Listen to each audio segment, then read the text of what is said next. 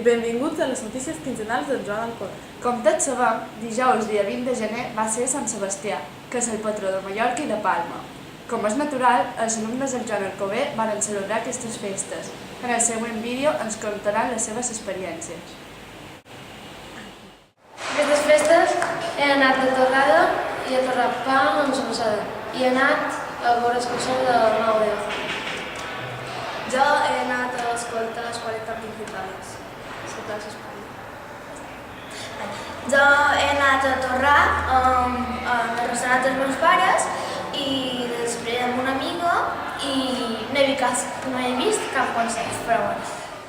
He anat als concerts de la plaça Espanya, ha estat molt bé. He anat amb els meus amics, m'ho hem passat molt bé i ha vingut molts cantants, un d'ells de Soraya i la Nena del Conde, i ha estat molt bé, m'ha agradat molt.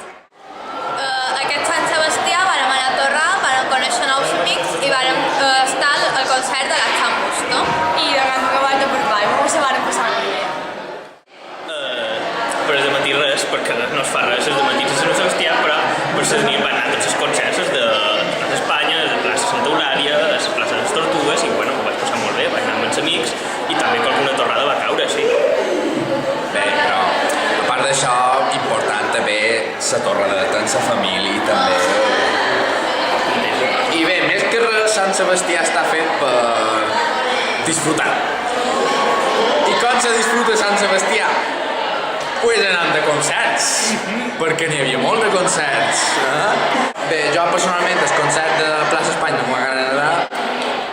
En Xavi i jo vam sortir per Sant Sebastià, vam veure els concerts, vam passejar per Sant Canut, etc.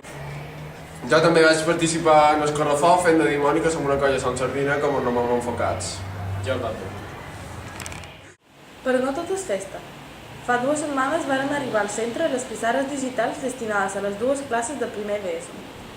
Una de les nostres reporteres va assistir a una d'aquestes classes on el professor i els alumnes ens varen contar la seva opinió respecte a aquesta innovació que, malgrat tot, encara no funciona bé.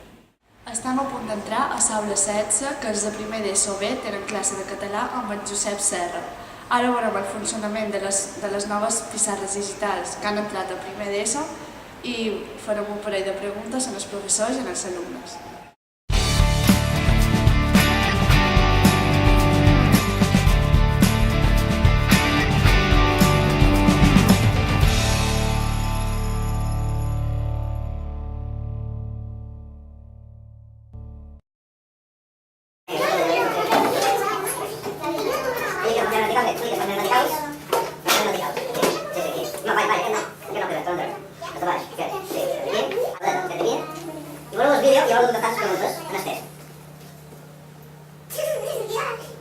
Una pissarra digital així són coses diferents, és a dir, la pissarra, cada una de les eines dona el rendiment que dona, no en dona més, evidentment és molt més potent la pissarra, diguem, digital.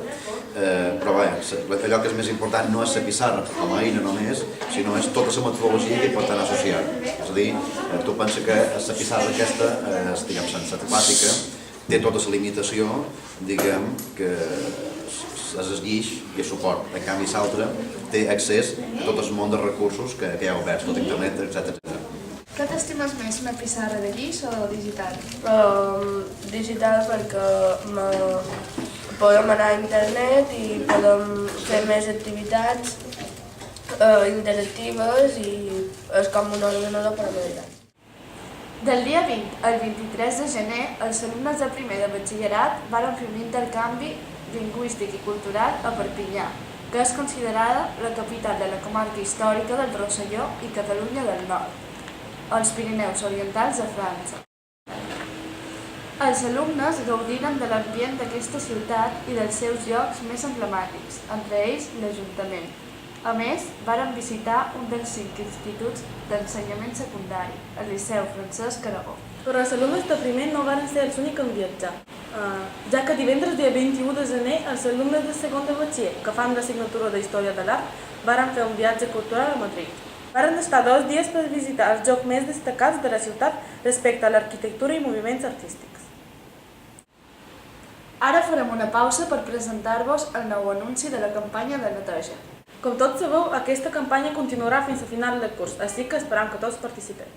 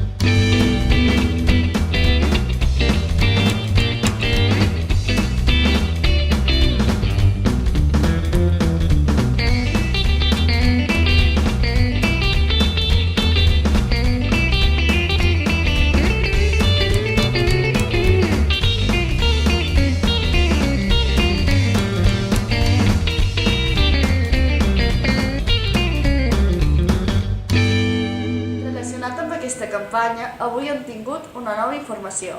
En la reunió de delegats s'ha decidit que els alumnes, al final de cada jornada, hauran de posar les cadires damunt la taula. Així facilitarem el treball al personal de neteja. I per acabar les notícies d'avui, un consell. Abrigueu-vos bé aquest cap de setmana perquè les temperatures baixaran i és possible que torni a nevar, com aquests. Ara vos deixam amb un vídeo de la petita nevada del dia 21 de gener, quan els alumnes van sortir al pati. Bon cap de setmana. Bon cap de setmana. No sé si jugo, si jo ara